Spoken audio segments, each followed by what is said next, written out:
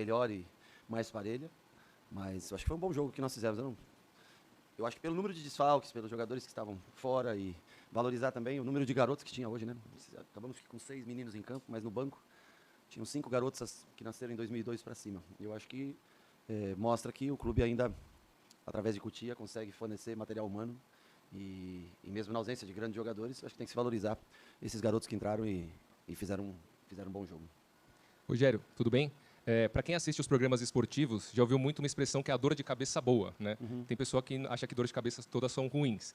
O Galopo, talvez, ele esteja se tornando essa dor de cabeça boa, já que ele foi 3 vezes titular, 3 vezes ele marcou, foi eleito o melhor em campo. Então esse é o primeiro ponto. A torcida talvez te pressione cada vez mais para você escalar o Galopo. Você acha que ele talvez seja essa dor de cabeça boa? E o outro ponto é, o Galopo, quando ele jogou no ano passado na posição dele, segundo homem de meio campo, ele não conseguiu se destacar. E curiosamente, esse ano, quando ele joga em outras posições e desempenhando outras funções, ele é o artilheiro do Campeonato Paulista. Você acha que é só coincidência isso? Não, curiosamente a gente trabalha ele como 9, como segundo atacante. Na função de volante, eu repito para você, se ele jogasse como segundo volante, ele não teria esses gols que ele tem hoje. Ele, para cumprir a função de volante, ele tem uma certa dificuldade, mas ele conseguiu mostrar valores em outra posição, onde ele tem a chegada no gol, como eu já falei acho que em outras entrevistas, cabeceio, finalização, e vem se tornando um jogador extremamente importante, por isso que vem ganhando espaço. Aliás, ele vem fazendo os gols porque ele vem sendo escalado, né? Como um segundo atacante, um homem um pouquinho mais de lado, logicamente que ele não tem a característica de um ponta, mas sabe jogar bem por dentro, rodar bem por dentro. Eu acho muito mérito pelo trabalho dele, é um menino dedicado, um menino que trabalha pesado, duro, e vem passando um momento ótimo. E a gente, logicamente, você vai vendo o momento, mas eu acho que eu acho que também passa pelo mérito de tentar uma posição mais adiantada a ele, onde ele cumpra menos funções táticas e tenha mais liberdade, já que ele tem essa facilidade de fazer gols. Eu acho que são 6 gols na temporada, muito mérito dele, pelo trabalho dele, e também nosso de analisar que é um jogador que tem que jogar mais à frente do que da posição que ele veio, em tese, contratado para o São Paulo. Então, eu acho que ele vem se destacando, vem jogando bem, é um menino ótimo de trabalho no dia a dia, vem ganhando seu espaço, por mérito. Rogério, eu sei que é só o 9º jogo da temporada, eu sei que a Inter de Limeira, para nível nacional, não é o parâmetro, mas assim, o segundo tempo do São Paulo, independentemente dos gols que saíram, trouxe um pouco daquilo que você cobrou tanto, transição rápida, toque de bola rápido, quando os jogadores chegaram próximo à área, procuraram outros em toques rápidos, fizeram 3, poderiam ter feito 4, 5. É uma cara de segundo tempo, Rogério Ceni, hoje, que o São Paulo aplicou durante os 45 minutos finais? No primeiro tempo, acho que nós fomos um pouco lentos e nós tivemos alguns problemas de ajustes de posicionamento. O Neves, hoje nós tentamos ele numa segunda função de segundo volante. Ele baixou demais muitas vezes, o Galopo saiu muito da área muitas vezes, o que nós pedimos no segundo tempo, que o Galopo ficasse mais junto com o Caleri, próximo à área, e o Neves penetrasse um pouco mais, para a gente ter mais um homem entre linhas, com Neves, Nestor e Rato, né?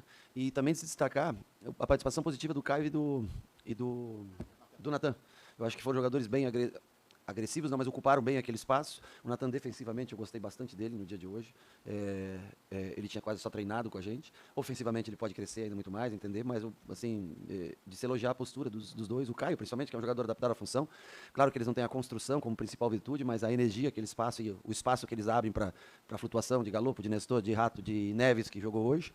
E o Mendes, que é um jogador que tem muito boa leitura apurada, a coragem do Beraldo, o Franco de construção. Eu acho que depois que eles cansaram um pouco, os espaços começaram a aumentar. Isso coincidiu já com o fim do primeiro tempo e boa parte do segundo tempo. As entradas também foram boas, né? O Luan mais uma vez entrando, participando, até querendo chegar mais à frente do que eu pedi para ele, para justamente mostrar, né, o quanto ele quer estar jogando. Eu acho que todos que entraram bem, participaram. Um dia bacana para a gente comemorar. Rogério, tudo bem? Boa noite. 3 nomes que eu vou destacar e um assunto relacionado. Caio Paulista, na lateral esquerda, mas que você mesmo já utilizou mais à frente, substituindo o Rato, que é outro nome, que eu percebi na primeira etapa você cobrando muito pro Rato entrar, para entrar bastante. O Rato fazendo essa função e o Pablo Maia, que entrou hoje como um zagueiro. Polivalência, vai se destacar e vai ganhar mais chances. Quem conseguir fazer isso com você? Eu sempre gosto dos jogadores que possam exercer mais que uma função. Primeiro, porque você precisa de menos gente para trabalhar no dia a dia. Automaticamente, isso barateia o custo de um elenco para o clube. Porque se você tem um jogador que faz 2 funções, você pode ter um número menor, mais enxuto de pessoas. Automaticamente, cada um tem mais minutos, menos gente descontente você tem. O Rato é um jogador que joga, talvez até eu tenha esteja usando ele demais pelo lado, porque eu gosto, eu sei que ele... Mas ele vem muito por dentro. E fez o gol hoje também, que eu acho que eu fico feliz por ele, porque ele vem entregando tanto pra gente, tantas assistências, e hoje ele conseguiu fazer o gol. O Caio, acho que teve uma boa participação na lateral, na ausência do Wellington. Eu acho que é um jogador até parecido com o Wellington de característica, talvez não tenha a explosão do Wellington, mas tem até uma parte técnica um pouco melhor. O Wellington tem essa chegada muito profunda, participou, chutou a gol, tudo, né? E o terceiro nome que você falou? O Pablo, assim, pela ausência de zagueiros à disposição, o Pablo vem fazendo algumas vezes essa função nos treinamentos. E ele já fez na categoria de base, logicamente que improvisada essa função. Eu estava com o Alan Franco, eu achei que ele já estava no limite. Quando nós fizemos o terceiro gol, eu só não queria arriscar tanto porque eles tinham o João Paulo e o Douglas, que eram muito altos, e mais o menino que jogou na direita, hoje o lateral que joga normalmente como zagueiro, que é um jogador que puxa bem primeiro pau, e um 9 de 1,90 m. Então eu fiquei um pouco de receio de perder, assim como nós tomamos realmente um gol de bola parada, por um erro nosso de posicionamento, mas tomamos um gol de bola parada, eu fiquei com medo de tomar gols de bola parada. Mas entre um e outro eu preferi tirar o Alan Franco, porque ele já tinha ficado 2 dias praticamente treinando bem pouco, e ele vem numa sequência grande de jogos, e o Pablo mostrou personalidade, ele tem boa condução, bom chute, ele como volante já acostumado, mais avançado, até recebe a bola do Luan, o Luan dá o passe para ele, naquele momento pode haver a troca, o Luan fica, Pablo vai e faz um golaço, acho que foi talvez o gol mais bonito do jogo, né, de hoje. O Pedrinho também foi muito bonito, o gol do Pedrinho, mas o do Pablo foi um gol acima da média. Eu gosto do Pablo nessa função, acho que ele ajuda bastante, porque ele tem coragem para sair jogando. Precisa de alguns ajustes, às vezes sai para caçar um pouquinho mais do que o normal, pelo fato de jogar numa posição mais adiantada, mas é um cara extremamente útil para a gente. Rogério, boa noite. Queria que você falasse um pouco mais do Rato, né? Porque você encontrou esse jogador que é o cara das bolas paradas, com as assistências, como você citou, e hoje marcando pela primeira vez. Também essa possibilidade que ele te dá não só pelo lado direito, mas flutuando também na entrada da área. E se você pensa até em poupá-lo, porque ele participou de todos os jogos também, né? Quando saiu o terceiro gol, ele foi a primeira peça que eu pensei em tirar. E só estava na dúvida de quem colocaria para jogar no lugar dele, se colocaria um Thales, que treina ali, alguém, às vezes, nessa função que possa... Mas o Pedrinho gosta mais do outro lado. Mas, no fim, o Pedrinho acabou entrando e fazendo um belíssimo gol. Mas eu sei que ele fica um pouco desconfortável naquela função, o Pedrinho. Ainda se o Natan segura e ele abre um pouco mais, talvez ele fique mais à vontade, porque tem a linha às suas costas e ele é um jogador mais frágil fisicamente e acabou fazendo uma belíssima jogada. Mas o Rato, nós estamos segurando o máximo de minutos que nós podemos, porque ele é um jogador que jogou todas as partidas. Então, foi a primeira peça que eu tinha convicção de tirar. Depois, o Alan porque ele estava sentindo durante a semana, e as trocas foram feitas, mas sim, o Mendes, eu queria aproveitar, dar alguns minutos mais para o Luan ter essa sequência de minutos, eu acho que nós vamos investir bastante nele nessa posição de primeiro volante, ele e Mendes revezando mais e tentando adaptar outros jogadores na função de segundo, e as trocas, enfim, Marcos Paulo entrou, o Galopo já tinha feito seu gol, já tinha jogo resolvido, o Marco entrou pelo lado do Galopo para tentar flutuar um pouco mais, deixar o Caleri como 9 e sair para jogo combinado. Enfim, o Thales acabou também entrando alguns minutos, fazia tempo que o Thales não jogava no lugar do Neves, eu acho que todos aproveitaram bem os minutos que tiveram em campo. Rogério, nos 2 últimos jogos, principalmente, você tirou um pouquinho a velocidade dos lados Sim. com Rato e Galopo. Verdade. E você nunca escondeu a sua vontade de ter jogadores rápidos, enfim. O perfil do grupo mudou um pouquinho para essa temporada justamente para atender esse seu pedido. Mas do jeito que os caras estão jogando, talvez você tenha que repensar. E uma segunda, por gentileza. O Nestor, para mim, acho que hoje fez um bom jogo, mas ainda tem essa questão com a torcida. Perder um jogador que você considera tão importante é um motivo de preocupação para que ele não perca confiança quando eu falo em perder? Perder, você fala no sentido... O Nestor, você está falando? De perder a não, confiança. Nestor não vamos perdê-lo. Eu acho que é um jogador importante para a gente, assim como todos são. A característica do time a gente avalia muito de acordo com o adversário e também, logicamente, com a disposição de peças que a gente tem. Né? Hoje nós poderíamos ter usado, por exemplo, o Pedrinho pelo lado, né, que dá velocidade, mas o Galopo vem no momento que ele merece estar jogando. Ele está fazendo por merecer. Eu acho que nós perdemos um pouco a profundidade, mas ganhamos em jogo construído por dentro. E hoje, Natan e Caio Paulista são jogadores atacam bastante. Então nós temos o Beraldo, que é um jogador leve, que pode fazer cobertura, o Mendes já fica mais centralizado, e o Alan Franco, que era a minha preocupação maior por causa da lesão, mas se comportou bem. Tomamos alguns contra-ataques, é verdade, sofremos algumas oportunidades de gol, mas eu acho que fizemos as opções corretas, as escolhas corretas para o jogo de hoje. E a cada jogo que a gente vê jogadores rendendo, a dor de cabeça, né, é ótima quando você tem jogadores que rendem bastante. A gente espera recuperar os outros, treiná-los e ter alternativas para quando chegar os jogos que são definitivos. E a gente espera poder fazer mais do que um jogo decisivo. Né? Eu vejo o Água Santa jogando hoje, vi contra o Palmeiras, uma equipe boa, que está se destacando. O Guarani, apesar de ter perdido hoje, o Mirassol tem um jogo, acho que é amanhã, não tenho certeza, mas joga em casa, se não me engano, contra o Ituano, ou seja, a briga está grande, nós precisávamos dos pontos, nós precisávamos do saldo de gol para se manter numa segunda melhor classificação até o momento, né? Então isso foi bem proveitoso. Hoje foi um dia, não pelos gols, mas pela maneira como fluiu o jogo, depois que a Inter cansou um pouco, né? Eles balançaram, defenderam muito bem, muito fechado, e nós não conseguimos, jogamos com muitos jogadores atrás da linha dos 9 deles, dos 9 jogadores de linha. Quando nós conseguimos enfiar mais jogadores entre as linhas, nós conseguimos as melhores oportunidades. Então, assim, nós não precisávamos construir com 4, com 5, com 3, mais goleiro era o suficiente para construir. Segundo tempo, Neves foi mais à frente, conseguiu se posicionar melhor dentro do campo, mesmo sem trocas no começo. Acho que a gente daí sim executou um futebol mais parecido com o que a gente treinou no dia de ontem para esse jogo. Rogério, boa noite. Terminada a partida, quando nós chegamos na sala de imprensa, entre nós ali, todo mundo, qual foi o gol mais bonito, do Pedrinho, né, ou do Pablo Maia? Aí, pra gente tirar a dúvida, a gente foi perguntar para eles. E aí? Obviamente, o Pedrinho disse que foi o dele, o Pablo Maia, o dele. E nós estamos nessa dúvida, quem vai desempatar, obviamente, podia ser você podia dar uma força pra gente. Pois é, eu acho que os dois foram muito bonitos. Porque Até porque foi do seu lado ali, foi, os o Pedrinho dois. deu um elástico e foi um belíssimo gol, não dá para negar. Eu gostei, seria injusto da minha parte, porque parece que você está escolhendo um em detrimento ao outro, né? Eu acho que os dois gols foram belíssimos. Eu achei um gol muito bonito de fora da área. Eu acho que é uns 30 metros de distância, um chute daquele para um cara que entrou numa posição improvisada, zagueiro. Mas, sem dúvida, o gol do Pedrinho foi belíssimo, né? O gol do Pablo Maia, um gol mais raro. Do Pedrinho, ele já tem essa habilidade natural de costurar, de ir para dentro. Plástico. Cara, eu não sei. Eu acho que o voo do goleiro, o esforço do goleiro para pegar a bola entrando na gaveta, eu, assim, adoro o Pedrinho, é um menino ótimo, mas eu achei o gol do Pablo Maia espetacular. Rogério, São Paulo tem o melhor ataque até agora do Campeonato Paulista e eu quero saber como os teus zagueiros influenciam para o time ter o melhor ataque. Muito, muito. Acho que boa parte da construção se dá através, principalmente da entrada do Beraldo, que vem se destacando muito nesse quesito construção. Precisa evoluir alguns aspectos, como foi o lance que originou o primeiro escanteio, onde ele conduz a bola e demora um pouquinho para dar o passe, aí nós perdemos, mas faz parte também da idade, da maturação do atleta, né? Mas há de se destacar muito mais coisas boas que ele vem fazendo, e na ausência de jogadores experientes, na ausência de jogadores já mais rodados, né? E o Alan também é um jogador que constrói muito bem. O Mendes baixando muitas vezes quando necessário. Eu acho que eles iniciam toda a construção. Você vê que nós não temos laterais hoje, como o Rafinha, por exemplo, que é um lateral que constrói, como o Reinaldo, que era um lateral que construía muito pra gente. Então nós precisamos muito do auxílio dos zagueiros e volantes para levar essa bola até chegar no campo do adversário. E acabamos rodando muito a bola com eles, né? Os times se fecham bastante, você tem que ter paciência, temos que melhorar um pouquinho a velocidade da troca de passes, mas eles têm sido fundamentais, tanto o Alan quanto o Beraldo, para o início, para a construção de jogo, para ter posse de bola, para ter controle do jogo, eles têm sido fundamentais. Desculpa? Eu acho até que um deles ele forçou muito rápido a bola. Eu prefiro que a gente balance primeiro para depois essa bola longa, mas contra o Bragantino ele fez e foi o lançamento que deu o gol do Galopo, né? Mas normal que haja erros mas eu acho que eles têm muito mais coisas positivas, muito mais pontos pró do que um ou outro lançamento errado, um outro passe errado que tem. Eu gosto quando o cara tem coragem para construir jogo, fica um jogo, eu acho que mais vistoso, fica um jogo mais controlado, mais ao menos afeição do que eu penso em futebol. Rogério, você comentou sobre a atuação do Natan, né, que foi muito bem, sobretudo defensivamente. A gente sabe que todas as outras opções para a lateral direita estão lesionados, né? Sim.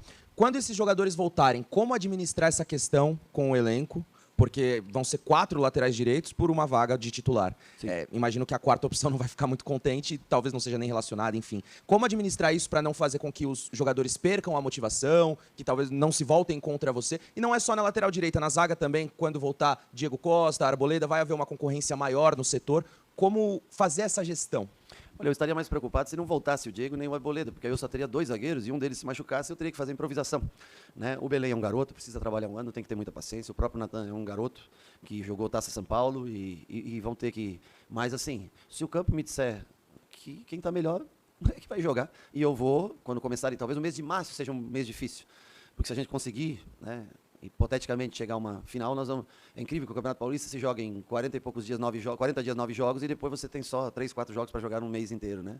É uma disparidade grande, desequilíbrio grande entre começo de pré-temporada, começo de temporada até agora, para o que virão nesse período próximo, idêntico ao que nós trabalhamos. Então, o mês de março é um mês mais tranquilo. O que eu preciso é tentar incorporar ao elenco o máximo de jogadores que estão no departamento médico. Não incorporar, mas incorporar e treiná-los para que, nas fases decisivas, se a gente conseguir avançar, repito, eu vi o Água Santa jogando, gostei bastante, mas para a gente ter esses jogadores condicionados fisicamente e treinados. Porque não adianta só eles estarem de volta se eles não estiverem treinados. E eu prefiro ter Arboleda e Diego Costa voltando, junto a Alan Franco e Beraldo, para poder escolher 2 deles. 2 deles para um jogo, 2 deles para outro. Vão ter jogos de quarta e domingo, né? E a gente já viu que quando a gente escala repetidamente os jogadores, a chance de lesão muscular, como foi do Erisson, como foi do David e Orejuela e Wellington, elas são maiores. Então eu prefiro ter mais jogadores para a posição. A lateral direita é uma posição onde tem bastante jogadores. Realmente tem o Moreira ainda para voltar, do meio do ano para frente.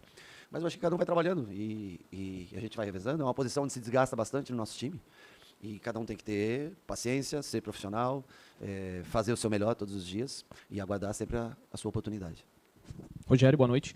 Eu queria aprofundar um pouco com você sobre a questão das lesões, né? A gente percebe que não é um tema novo no São Paulo, não é de 2023. A gente acompanha o São Paulo desde 2019, está ali no ranking dos clubes muitas vezes mais lesionados. No ano passado você falou bastante, né, sobre mudanças na fisioterapia, mudanças no dia a dia do clube. E esse ano as lesões musculares elas começaram, né? Teve aí posterior da coxa de alguns jogadores. Como é que você analisa isso dentro do clube hoje? Tem como destacar alguma coisa ou tem alguma análise interna do que acontece? É a estrutura, é o tipo de trabalho que se dá em campo? Ou é simplesmente coisas da sorte, do azar do futebol? Não, eu posso garantir para você que o Refis hoje é bem melhor administrado. tem uma equipe de fisioterapeutas boa que trabalha dentro do Refis. Eu acho que algumas lesões são fatalidades, como foi o caso do Rafinha Ferrarese no jogo contra o Palmeiras. Como eu acho que muitas das lesões são lesões já do ano passado, de cirurgias, como o caso de Moreira, como é o caso do Caio, como é o caso o Arboleda, que operou ano passado, e devido a essa cirurgia é necessário um cuidado maior, porque ele não é um menino mais de 18 anos que vai se recuperar tão rápido. Então tem muitos jogadores que foram cirurgias sérias. E quando você pede, eu acho que eu expliquei na última coletiva, você acaba tendo que usar mais seguidamente. Curiosamente, 2 jogadores velocistas que tiveram lesão de posterior, Erisson e David, foram jogadores que não fizeram a pré-temporada com a gente. Erisson fez 2 ou 3 treinamentos, foi para o jogo, já não jogava 90 minutos há bastante tempo. Teve que jogar 90, o Caleri não se recuperou, ele voltou a campo e no minuto 30 sentiu do jogo consecutivo.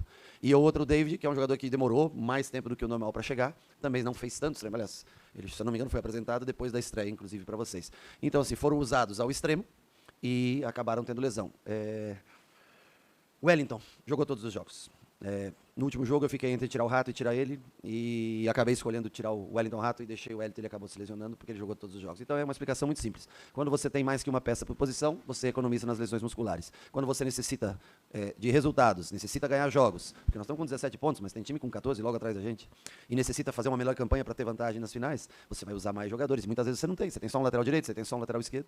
Então, assim, as lesões articulares, elas são uma fatalidade. Isso não tem como. O Moreira machucou sozinho no CT. Ele foi dar um pique atrás da bola, quando ele firmou o pé, ele teve uma lesão de cruzado. O que nós vamos fazer? O Ferrarese, uma lesão praticamente. O Rafinha torceu o tornozelo. Isso é incontrolável. As lesões musculares, elas ocorrem, são 4 lesões musculares. Elas ocorreram pelo uso excessivo de um mesmo jogador, às vezes por você não ter uma troca ou estar num momento de um jogo difícil, precisar da característica. E os campos pesados, eu acho que também contribuem muito, com muita chuva, sempre o gramado muito pesado, contribui muito para lesões musculares. Mas a gente espera ter a maioria desses jogadores, ou parte desses jogadores, de volta até o final do mês, e aí dar sequência no trabalho. Não faço uma defesa corporativista, nem clubística, faço o que eu te falo de coração, como eu sempre fui sincero.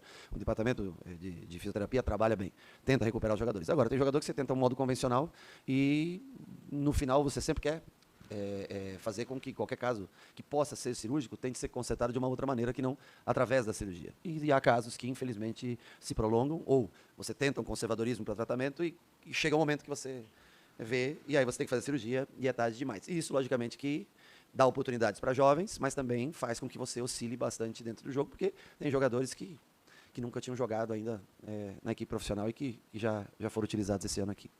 Ô, Rogério, com todo respeito ao Felipe Alves e o Jandrei, sim, você encontrou o goleiro do time, que você falava até em rodízio de goleiros, o Rafael jogou todas.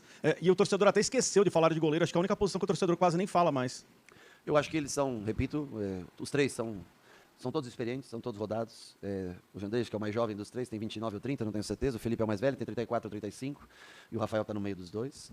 Eu acho que era um momento em que o Rafael veio contratado, pelo fato de vir contratado. Eu acho que ele merecia uma oportunidade de começar jogando, fez uma sequência boa de jogos, vem jogando. Nada impede que Felipe e o Jandrei façam um jogo até para estarem em forma e tudo.